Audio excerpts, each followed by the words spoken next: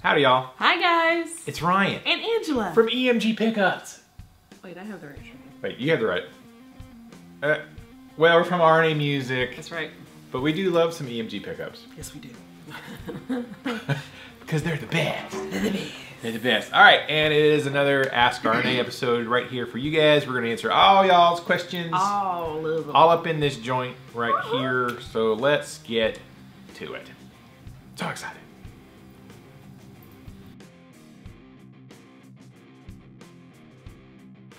First question, Cam da Man. Hello, Cam da Man.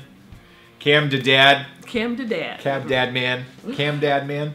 Hey, ASKRNA, thank you both for your tips on how to manage practice of being a good daddy. Yes. I've got 2 questions for this week. Okay.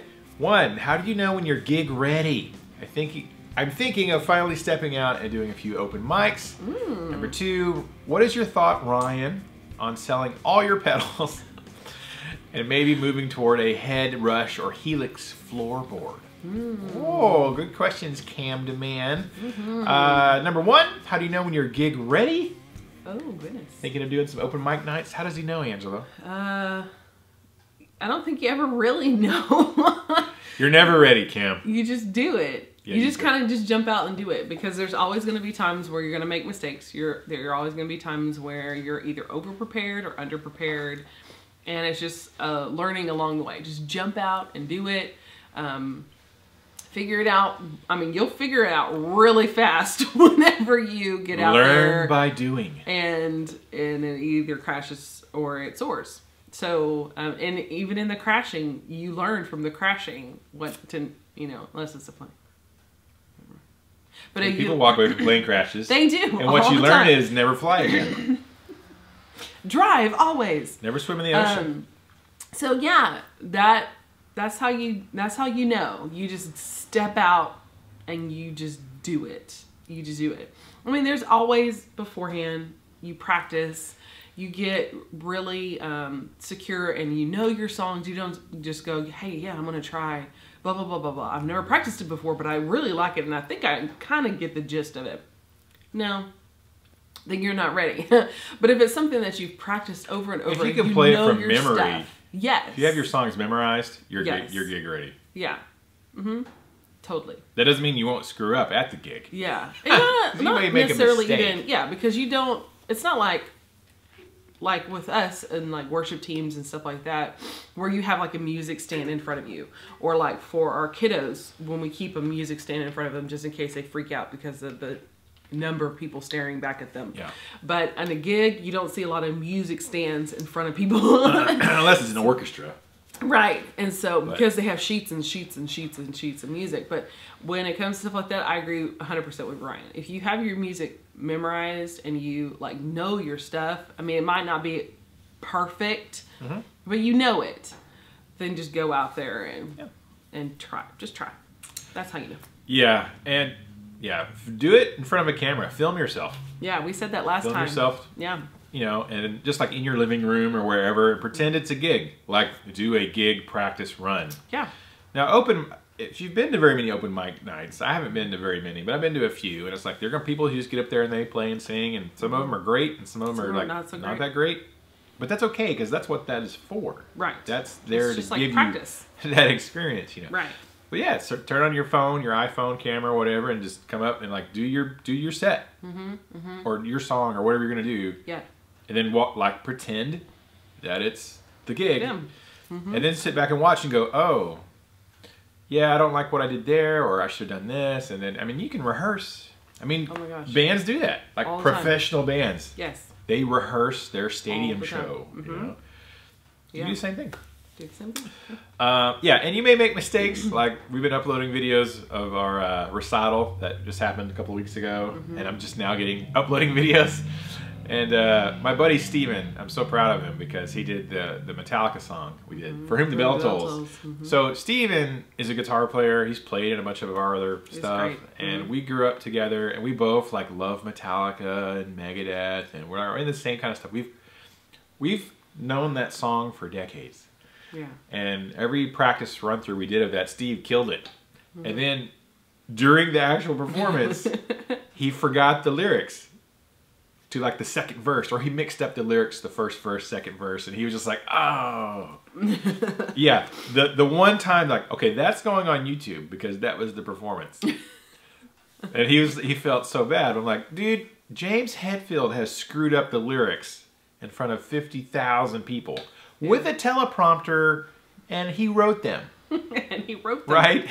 So, but that just goes to show, like, you can just nail it in your practices and rehearsals, and then performance time, anything can happen, and something might happen. But he kept going, finished the song. And some people don't even notice. I'm like, well, if you've listened to that song as many times as I have, you'll know something. Yeah. But I didn't notice. I thought it was like amazing. Ryan's like, yeah, he kind of messed up on the lyrics. I was like, really?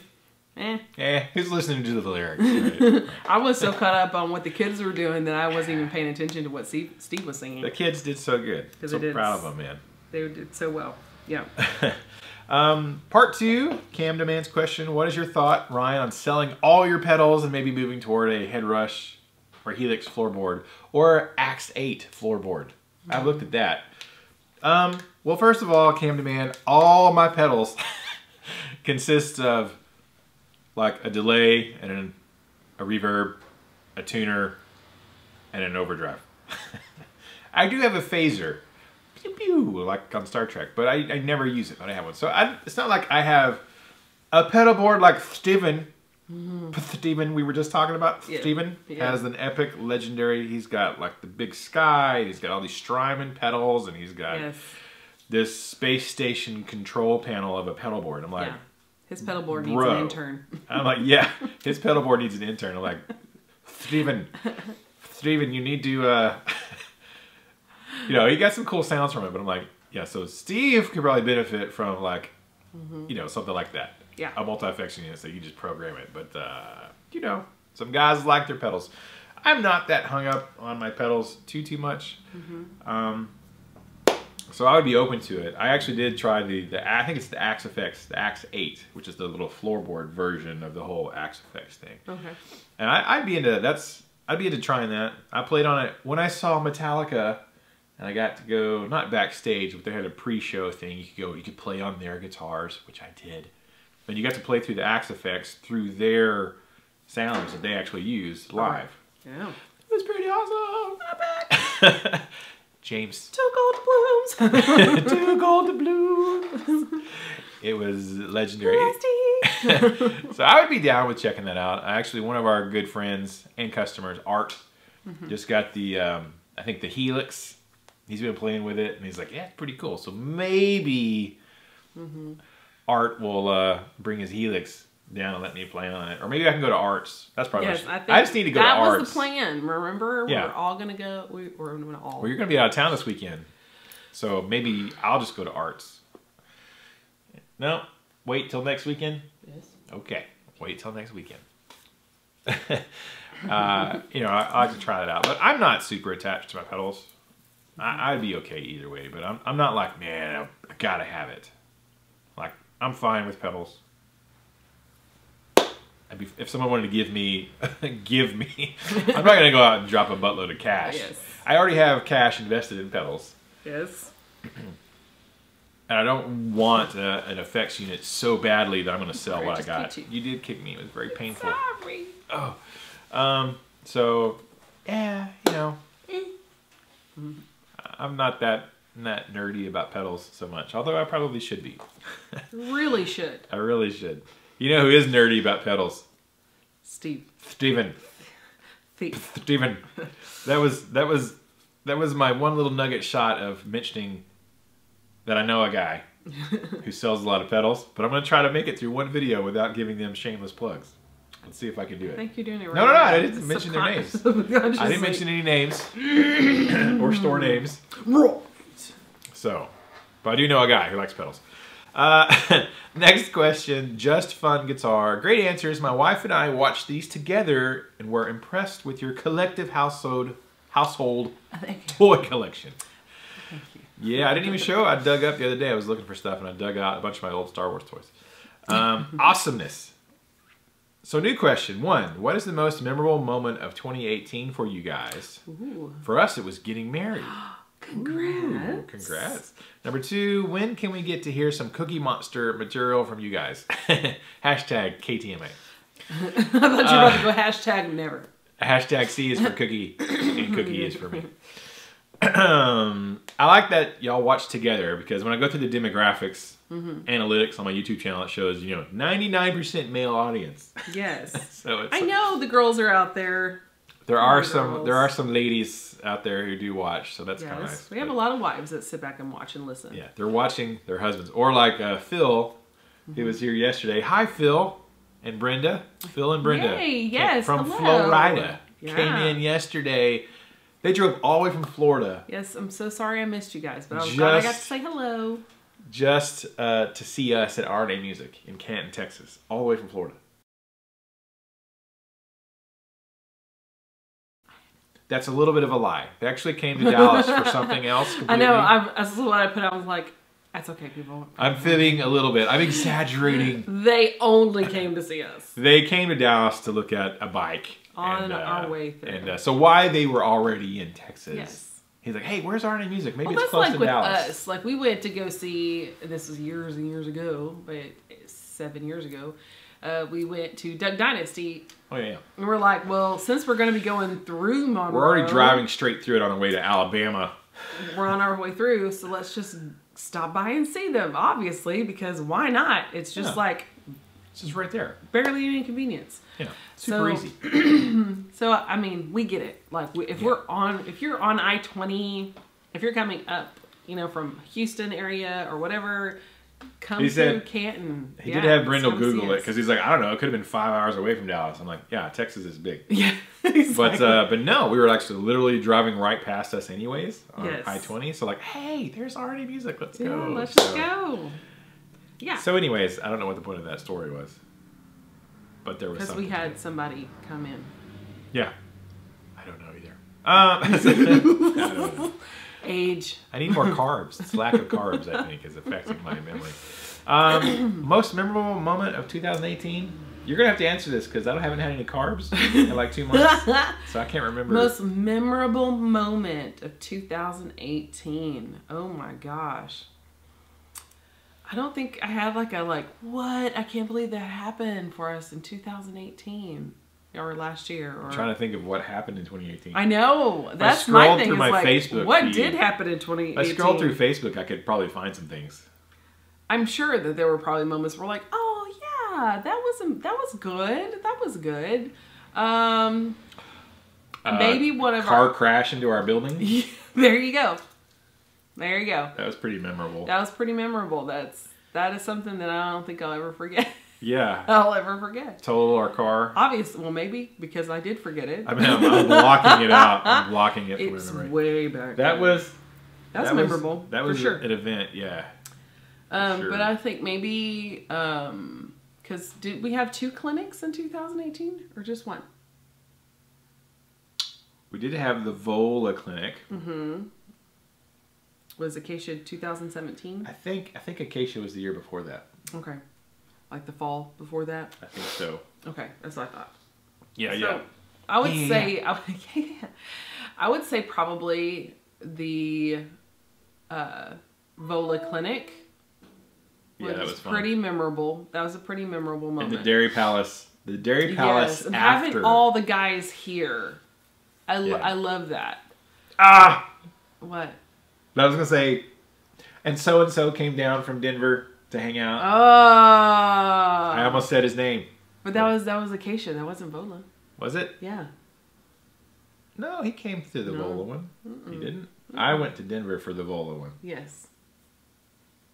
Dang it. See, I'm getting them mixed up.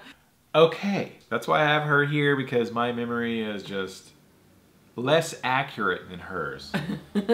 That's the best way to describe it. Yeah. Less accurate. I always ask people this because it's always interesting to me how you see your year in your head.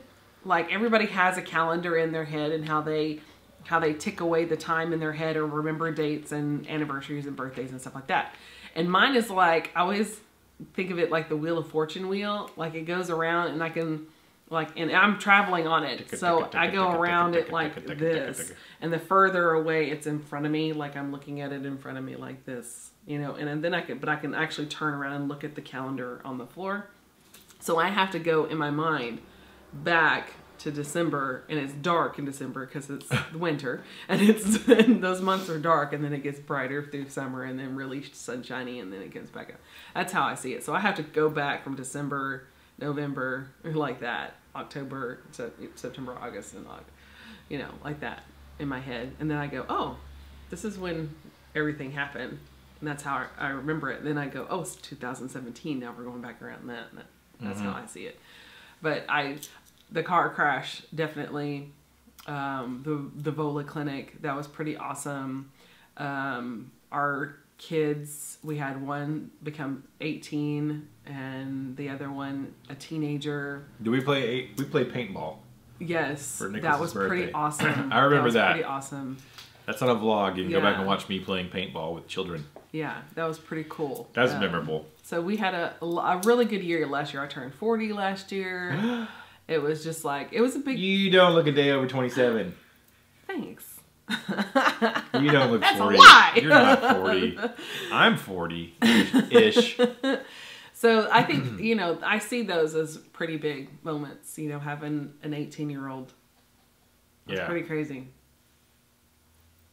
Anyways. Yeah, so car crashes, clinics. I think that's grown-up kids. Grown-up kids. Kids are getting older. Mm-hmm. When can we hear? I got burpees. There's not the. Oh, peanuts. Sorry, I had to burp from all my. In my face. Not in your face, just in your direction. In my nose direction. From my Diet Dr. Pepper. Yeah, I know these aren't good for you, but whatever. It's not a monster. That's right. Which, when you're out of town, I could probably have one. Adam said they have no calorie, no carb. Adam is going to get punched in the face. Throat punch. Hashtag. Hashtag beard punch. Question number 2. When can we get to hear some Cookie Monster material from you guys? Hashtag KTMA. Yeah, Ryan. When are you going to sing some Cookie Monster material for these fine people? I don't know. Sometime this year, maybe. 2019 is the year of the cookie. So you can take that Cookie Monster. Yeah. Soon. Well, I don't know. I want to say soon. Let's say 2019. I think you and Paul should get like Cookie Monster shirts and wear them. I think we have to write a song about cookies now. Mm-hmm. I can't do the actual Cookie Monster C is for cookies song. No, you just have to get sued by Jim Henson's estate. Yeah. We could, we'll probably have to write one as just a funny thing, but I don't know. It's real busy right now. We're rebuilding. Isn't Frank Oz Cookie Monster? I don't know. Is he? I think so. I don't know. I'm not a Muppet aficionado, so I couldn't tell you which one Frank Oz is. Is he Fozzie Bear? Mm-hmm. He is? Mm-hmm. I knew he was Miss Piggy. Mm-hmm. Frank Oz, so talented. Yes. And Yoda. And Bert. Maybe sometime this year. Maybe. Things are really hectic right now with work. So, getting the recording stuff done. We got to finish some of Paul's stuff. I'm trying to convince him to just release a single. He wants to do the EP. I'm like, we just do singles. Just get one, put it out there. And then a couple months later, if we get the second one, put it out there. So that's the Ola England school of thought of when you're starting out. Don't worry about putting out an album, because you put out an album, people will think about it for 2 weeks and then they don't give a crap.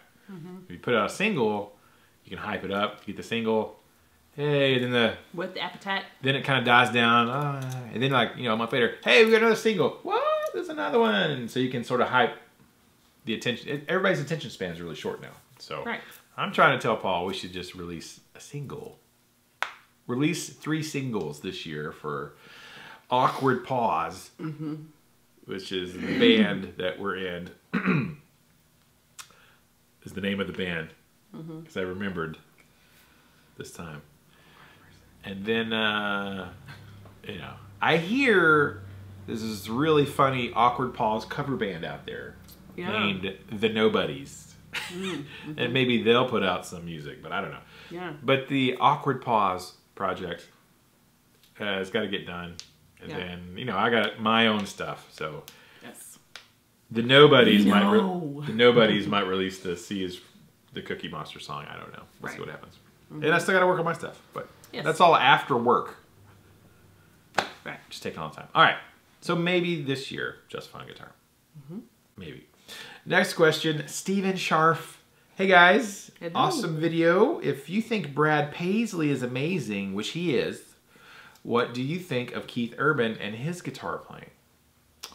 Very good question, Steven. There's another Steven. You know, I don't really listen to Keith Urban. I don't really listen to country music in general. Yeah, I could not tell you. I couldn't name you one of his songs. At all. Unless, you know, I have a student that comes in like, hey, I want to learn this song. And they're like, hey, I want to learn this Brad Paisley song. I'm like, yeah, you're going to have to wait. Because, like, you're a beginner. Let's try some Johnny Cash. Or some Clint Black or something. Like, no, let's what is his name? Who was on The Voice? What's his face? Oh, yeah. Boys around here. Taking that ice cold. I can't think of his name. I always forget it too. Because we don't listen to him. Because I'm like, I teach you that song. No idea. So I'm not. Oh man, it's gonna bug me now. I'll remember it in like 3 minutes, so it'll pop into heads. I know he's married to Miranda Lambert. I know her. I keep wanting to say Brad Paisley, but it's not. It's Blake Shelton. Blake Shelton, yes. Such a non-memorable name, Blake. Blake. We know a lot of Blakes. We know some Blakes. Shelton. And we know some Sheltons. Yeah, we do. I don't know Blake Shelton. We don't know Blake Shelton personally. No. I'm sure we probably do in a roundabout way. He probably knows country us. Folks. He probably knows. He's probably my cousin's daddy's uncle's brother. Yeah. He's probably Just Fun Guitar. Just Fun Guitar. Are you Blake Shelton? Are you Blake Shelton? Secretly. So I don't listen to country music as a rule, unless I have to learn a song for a student. Unless I'm forced to. Yeah, I have restrung several urban guitars, Keith Urban's own brand of guitars. Yeah. Which they're crap. They're like first stack guitars. They're not good guitars. And I've restrung them for several people. I'm like, oh my gosh. You know what? You really should have just gone and bought a Washburn. A Washburn or a Schecter or an Ibanez. Something that actually sounds right. Yeah. A Squire. $199 Squire would have been fine. So, now what I did do this morning was like, Angela, we got to answer this question about Keith Urban. So I pulled up, and I pulled up the live concerts. It's like Keith Urban's top 10 guitar solos, right? So it's somewhere on YouTube. You can go find it. And he's playing through some solos in his songs. And I'm kind of watching it and I'm like, yeah, he's playing some solos. All right. Good for Keith. Because most country guys are strumming an acoustic guitar and singing. Yeah, barely. And that's kind of the extent. I think they just like wearing it like a necklace, like Flava Flav. Yeah, and then they got real musicians kind of behind them on stage doing the heavy lifting. Yes. And they're like Blake Shelton's up there with, kind of, maybe. I don't know if Blake plays or not. But most of the time, you think Garth Brooks, right? Garth Brooks is up here swinging, strumming guitar. Like, I'm swinging it. He swings that sucker around. Acrobats. Right? So I will give Keith Urban this. Compared to most country frontmen, at least he's playing some guitar. However, and he looks really good doing it. Like he's got the hair, and he's got the tattoo, and he's got like the jeans. He's no Jonas Brother. Yeah. He's a step above Jonas Brothers. He's a step above. Aww. We'll give him that, Keith Urban. And he's guitar's up. He's got the poses. Yeah, he's doing like a big bend. He's the pretty boy of country music. Like he's doing the. He's like, Australian. So he's doing something. He's doing something like an Alabama boy or something like that. He's doing something really easy on guitar as far as solos go. Like hitting the same note. But he's posing really well when he's doing it. So he's a great performer. Yes. But he's no Prince. Yeah, he's no Prince, that's for sure. But all of his guitar solos, all 10 of them that I watched this morning, I was like, that's not that hard. Yeah. He's no Brad Paisley. Let me just tell you that. He's not even a Robert Baker. You know what I'm saying? Keith Urban's no Robert Baker. I mean, he was playing some stuff, but none of it was like technically like, oh wow, that's pretty crazy. That you saw. None of the top 10 of his live solos. It says the top 10. You would think they would have picked the best. Some people think their version of what top 10 is might not be what a guitar player would pick as the top 10, because in some people's mind they're like, that was amazing. I'm like, you think that was amazing? Check out this. You need to go watch some Jeff Loomis. Because a lot of people don't really understand, for the most part, the lay people don't understand what real technical guitar playing actually looks like. He's no Roy Clark, right? Roy Clark was Roy Clark. Talk about some, I mean, there's some, or Johnny Holland. Oh, him on that banjo? What? Yeah. Like, Keith Urban's no Roy Clark. Let me just tell you that. What are you doing? How are you making it do that? Yeah. So. Keith Urban's no Barbara Mandrell. Right. Right? Now, those sisters can play. That's not. Yeah. Or, I know no one likes them. But that doesn't mean they can't play. The Dixie Chicks. Those girls were talented musicians. Yeah. The sisters, the twins. Yeah. They can. The actual music, not the singer. All of them. I mean, they are very. I mean, have you watched them play before? Like in the Dixie videos? Chicks? Like, actually watch them play. No. Google them. They're good? Yeah. I'm not going to. You will. Paul will Google them. Paul's Googling Paul's them a Googler. now. He's like, I'm going to Google that. I don't Cue know. Paul. Shut up. What do you have? They have a bass player? But anyways, Keith Urban, he's good. He doesn't suck. That's not what I'm saying. Huh. He's a great singer. Yeah, he's a great performer. He is playing some guitar solos. And he's married to Nicole Kidman. So there's that.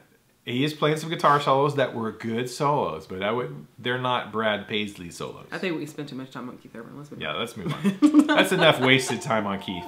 Phone. Who's calling? It's 10:30. It's too early. The Hank Rotz Project. # sweet, sweet carbs. Yay, made it to the end. If you're wondering what that means, at the end of last week's video, we're like, if you made it to the very end of this hour-long video, yes, the secret word of the day is # sweet, sweet carbs. Yes, because we were hungry. Yeah. And I'm super impressed with the amount of you guys and gals that made it to the very end of that video. That's like... Yeah, I keep telling them, we're entertaining. It's not like we're just Bueller. It's not like we're just monotonely talking about gear one and full boring hour, crap. one whole hour. Yes. The Ryan and Angela show. How many TV shows do you know that are one full hour? Even this early morning chat shows like The View and The Chew and The Talk and all those are an hour long. A bunch of blabbering. Yeah, it's a cooking show, but it's a talk show called The Chew. I've not seen that one. But they are all an hour long. They're all an hour long. Yeah. Right. Oprah was an hour. Ellen's an hour. The Steve Harvey Show is an hour. With commercials. So it's really like 40 minutes. But still, people will sit through them to get to the stuff. Thank you guys if y'all made it to the end.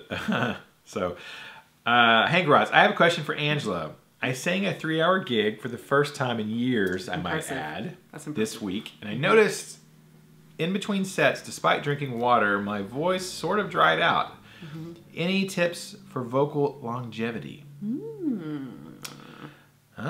Well, tips. 3 hours is a long gig. It is a very long gig. I don't think I've ever performed a 3-hour gig where I was constantly singing. Well, in between sets. So he had breaks in between. Wrong. It was a total of 3 hours, probably, but gotcha. Probably did a set, took a break, did a set, took a break, did a set, took a break.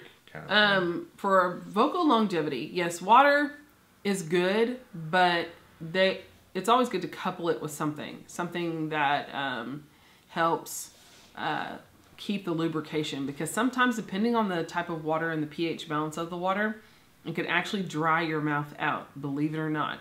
It'll keep your overall body hydrated, and that's good, but to keep this salivating glands in your mouth to keep going, where you're not having that pasty mouth, it's always good to have gum available for you.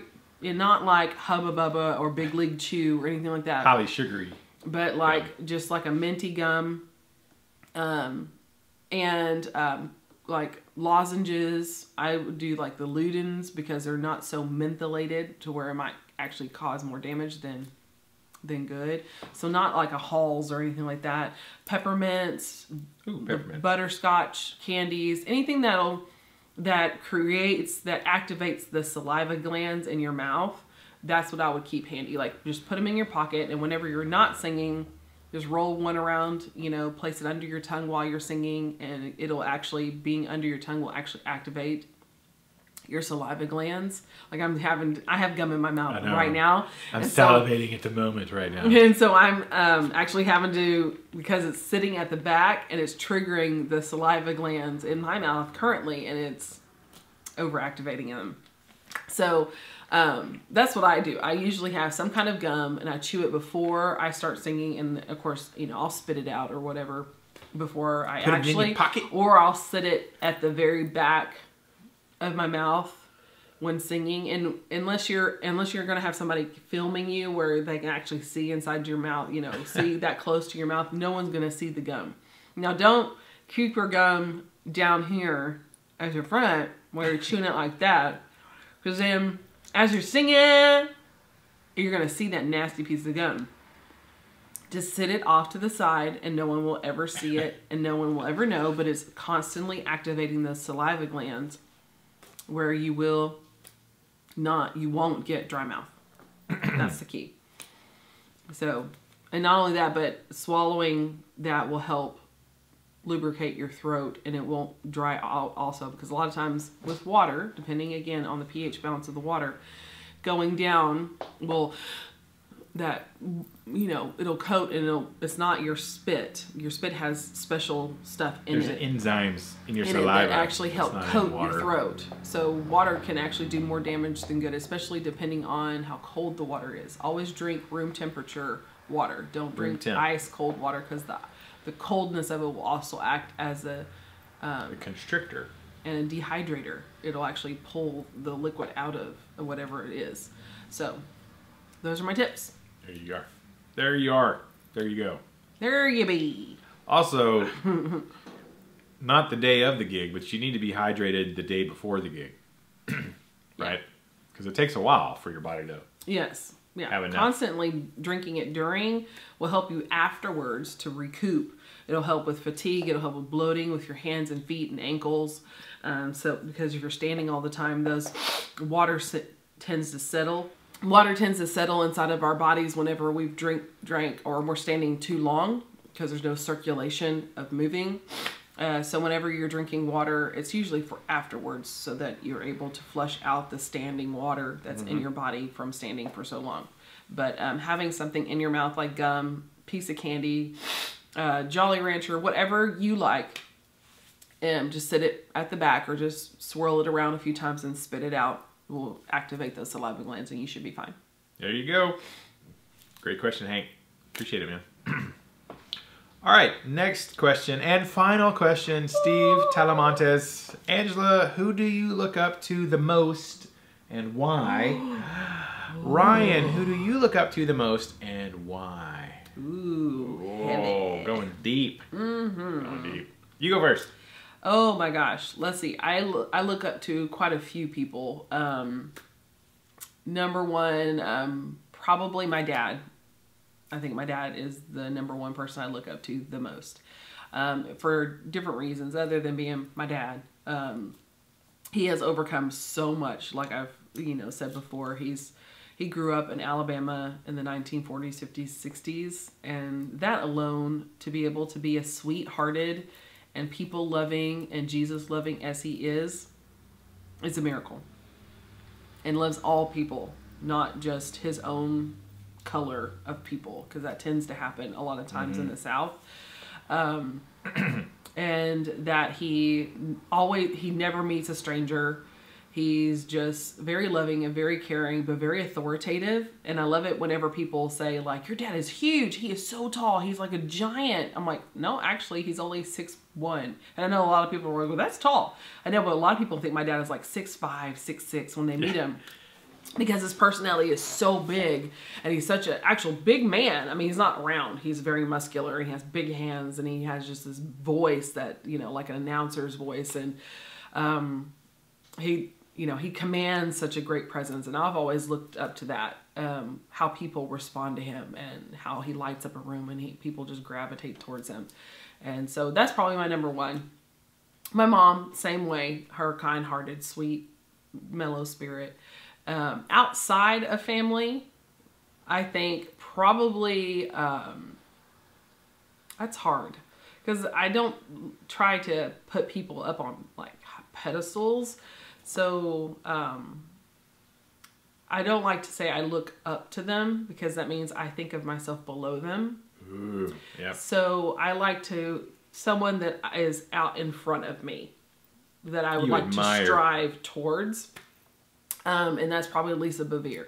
She is a Christian author and speaker, but she is a empowering, one of her books called Lioness Arising is just about finding your inner voice, no matter who you are, and helping other women find their voice, and using your past as a catapult into a future of helping other people out of their past and catapulting them into the future, and not just leaving people behind, but taking them with you.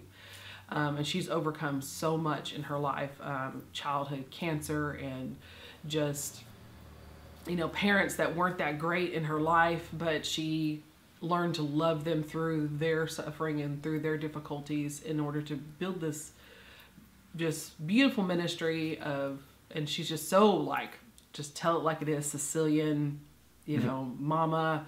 She's raised 5 boys, and they're all in the ministry with her. They're great guys, and she's really cool.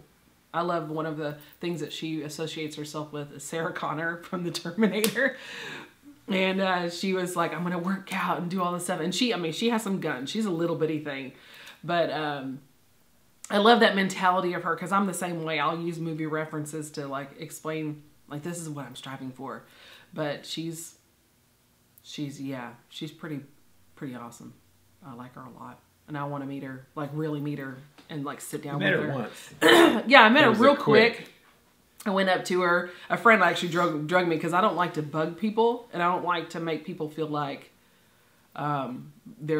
they are more, or I think of them more than what they are, because they are just people. And so I tend to pull back and not be like, hey, oh my God, yeah! Hey. And fangirl out. So I didn't want to bombard her, but it was my birthday weekend. Like last year, it was on my birthday weekend. That was a memorable moment. You got to meet Lisa Bevere. It was. I did get to kind of meet her. I wish the situation was a little different, and I wish I got to be more on my terms instead of somebody else kind of pushing me into their terms of how I met her. Mm-hmm. But as soon as I came up to her, she grabbed my face, and she was like, oh, you are so beautiful. Oh my goodness, how are you? And my friend was like, it's her birthday. Like, I'm like, oh God, you know, this isn't how I talk or like how I do things. You telling know? You, it's your birthday. You're at Chili's. It's your birthday. It's your birthday. Happy birthday from me. You know, I don't like that kind of attention. But I told her, I was like, you know, I'm the one who follows you. This is, you know, and it wasn't exactly how I wanted to meet her, but she was so sweet, and she just hugged me and just she just squeezed me to death. It was just so wonderful, because that's just the kind of person she is. I'm not saying she did that because it was me, obviously. It wasn't because she just met me. It was because that's just who she is. Mm-hmm. And there was a whole bunch of other things that happened at that meeting that was like, that right there. She's genuine. I like that about her, that she didn't, you know, like some speakers will like gravitate towards people who are like them. So they'll pick out who they think are the leaders in the group or wherever they're speaking. And then you might not be a leader, or you might be a future leader, and you're off to the side kind of watching it happen, this group of people talking, and you kind of wish that you were in the middle of it.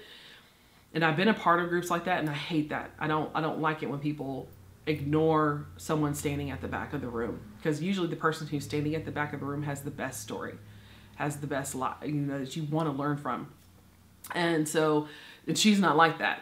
She actually, instead of talking to the cliquey women who were surrounding her on the side, she turned around and there was this older black lady sitting behind her, and she grabbed her hand in the middle of it and she started talking to her. And I knew from beforehand that that woman wasn't a part of her group, but she recognized something special about this older woman and her daughter, and she gravitated towards that. And I love that. And it wasn't just because she was a white woman doing that for a black lady. It was because she was trying to break the stereotypical what every woman hates about, especially Christian women or groups like that, where the cliques always rule the day. And she broke that stereotype and that mold. And that is one thing I've always strived towards, but to see it in action in somebody who is world known. I mean, y'all, I know most of y'all have no idea who I'm talking about, but in my circle of understanding, she is. To do something like that really just was like, yeah, that's where I see myself in 10 years and 15 years, because she's exceeded your expectations when you saw her in person, in action, real life, not on a video. Most definitely, yeah. Because I can tell, I can spot a fake like that. I could spot it. So, and she was completely 100% just real. Like you know, just 100% roomed with her that evening, and she just happened to be the speaker. Like that's the kind of person she is. So, yep, that's who I look up to, and that is why. There you go. Awesome. Ryan, who do you look up to the most and why? Me. Yeah. Angela, mostly, really. That's really tough, man. It is. And I was trying to figure out why that was tough for me to answer until Angela mentioned what she said about the looking up to someone means that you're below them. And I'm like, oh, that's why I couldn't think of anybody, because I really couldn't. I was like, I can't think of anybody I really actually look up to. Right. I think people I admire, but yes. I think that's it, because I don't really have anybody like, oh man, that's really, I want to be like that guy or that person or whatever. So I was like, that's tough. Like, it's people that you can learn from, but you don't necessarily want to. Yeah. Like, I don't have that in my family. Like her dad's awesome. So I do, yeah, I mean, I like her dad. He's amazing. But I don't have anybody in my family that's like that. My dad's not like that. My uncles on my side of the family aren't like that. Right. My grandfather on my side of the family is not like that. It's like, don't be like these guys. Yeah. Don't do that. Don't. That's what I know from. That. Now I have a grandfather on my mom's side that I do look up. I guess you could say I look up to him, but I never met him because he died before I was born. So you're just really going off what everybody has said. Yeah, I don't really know. My grandfather that I'm named after, his name is Alphys. And I'm like, I never met him. I've seen pictures of him. I hear stories about him from other family members, but you never know. Sometimes people tell stories that are like, you know. Yeah. But my uncle on my mom's side, my mom's brother is my uncle, Ronnie, who is my grandfather's son. I'm like, I imagine he's probably, I can see that, like that. Hardworking, family you know what man, I mean? And my uncle is very hardworking, like super hard worker guy. Kind-hearted. Very, honest. Won't lie, won't rip you off, So that's within my family, thinking of men, my uncle on my mom's side, who is my grandfather's that I'm named after him.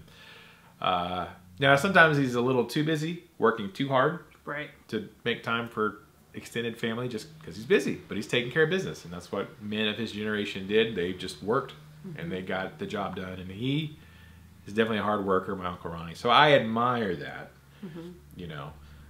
as far as family goes.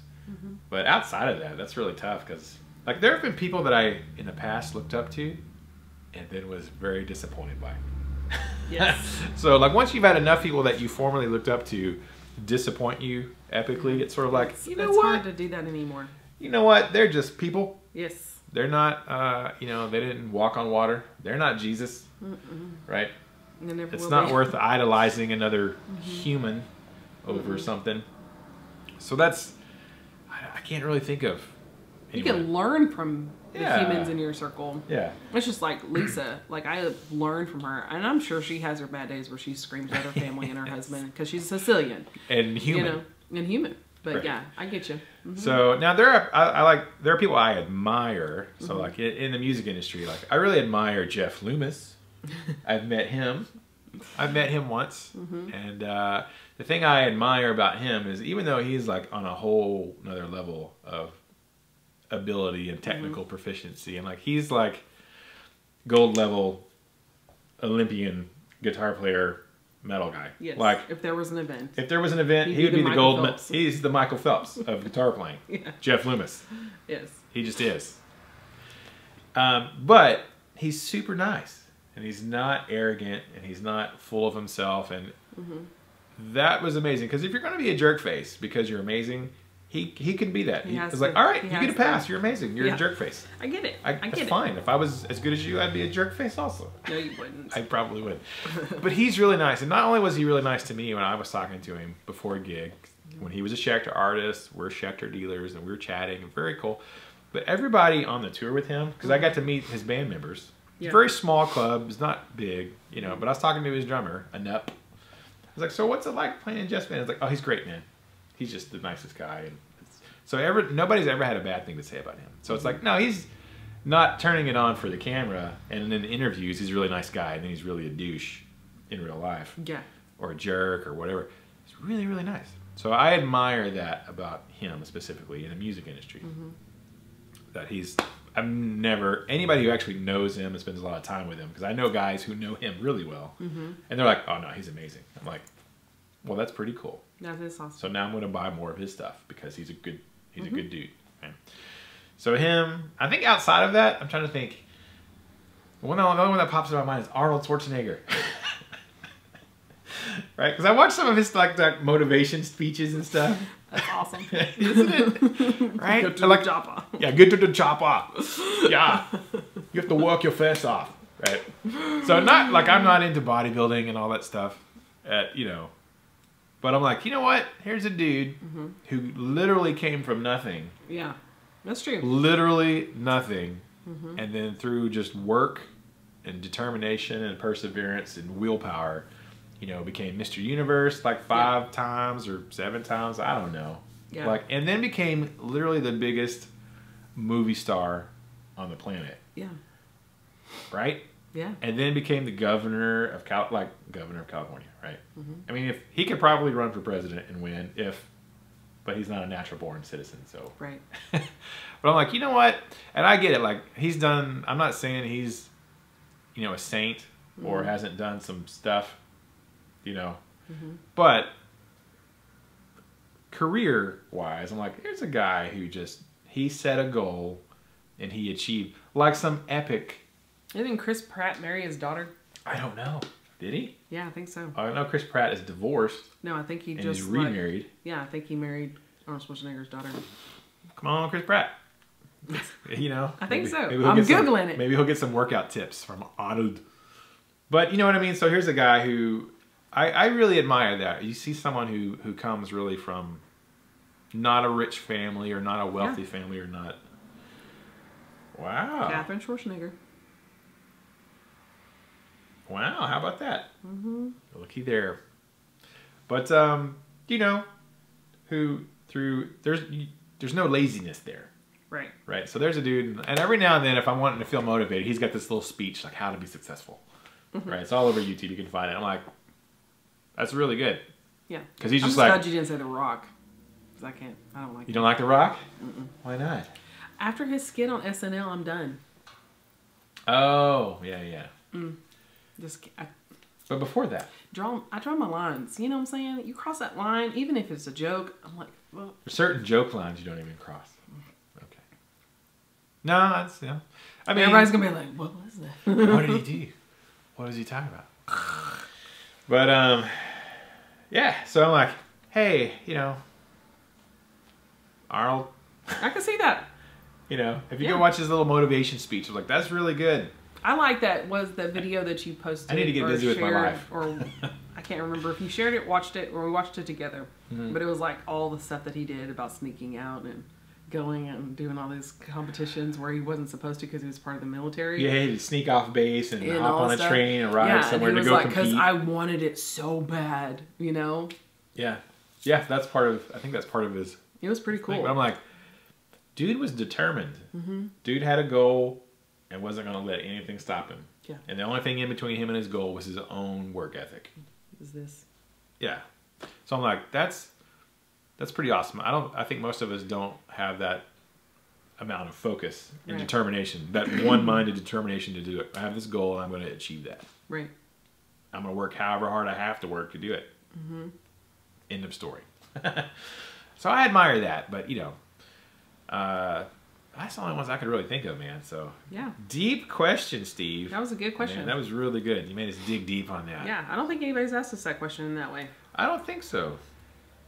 I don't think so. Not in recent memory. We have a couple hundred AskRNA videos though, so it could have happened. It could have happened in 2018. It could have happened. It could have happened back in '14, possibly, possibly. But those are all the questions for this week. Thank you guys so much for that. If you made it to the end of this video, what should we do the sweet hashtag? If they made it to hashtag get to the chopper. Hashtag get to the chopper.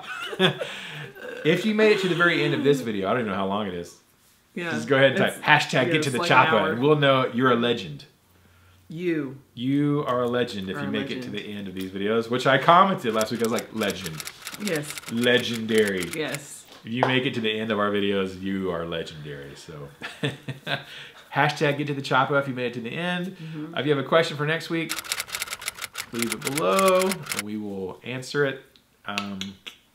Anything else? Someday. If you want if you want an RNA Music t-shirt, be sure to check out our Teespring store. Yes, not this one. Not that one. That special limited edition. I have a lot of them that aren't in there. Yeah, we do come out with limited edition shirts, you guys. So stay tuned for that. Go check out our Teespring. We are rebuilding the RNA Music website completely from the ground up. Yes, we is. And the online store and everything. So I'm in the middle of that. That's why I'm working so hard. I haven't been writing and recording music, so we're working on getting that for you guys and getting populated. Everybody's been asking for forever. We're working on the store, you guys. Come on, you guys. But in that store, if we do one-off t-shirts, we'll always probably have the Teespring thing, but then we'll also probably have some t-shirts available here in the store. Yes.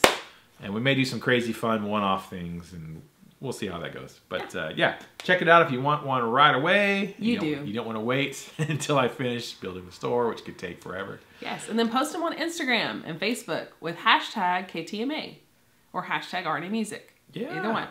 And we will feature you on a future video. Or email it to us, rnamusic@live.com. If you don't have an Instagram, no biggies. That's fine. Shoot us a picture of you in your RNA shirt. They don't. They need to. They should. They really should. Yeah, they would see us more if they did. You would see me more. I'm trying to get my mom to get on Facebook. I'm like, if you want to know your what we're mom doing. lives 35 minutes away. My parents live 8 hours away. Yeah, but 35 minutes is a long ways. For an old person. When you're old. She would slap you. Well, she'd have to come down here to slap me. She'd have to drive 35 minutes to slap me. Can't catch us. If she loved me that much, she would come down here and slap me. Ooh, hashtag mom guilt. She's not watching, so I can say whatever I want. Hashtag son guilt. Hashtag mom guilt. Okay. But don't put those hashtags. Don't put those hashtags. Yeah. Hashtag get to the chopper. And we will see you guys in the next video. So excited. We'll see y'all later. Bye. Get to the chopper. Get to the chopper. I wanted to go buy me another boyfriend shirt from Bellman Rogue. You want to go buy a boyfriend? Shirt. Mama, because they're really long. Oh, it's like you're wearing your boyfriend's shirt? Yes. Okay, I was about to get upset. Oh my God.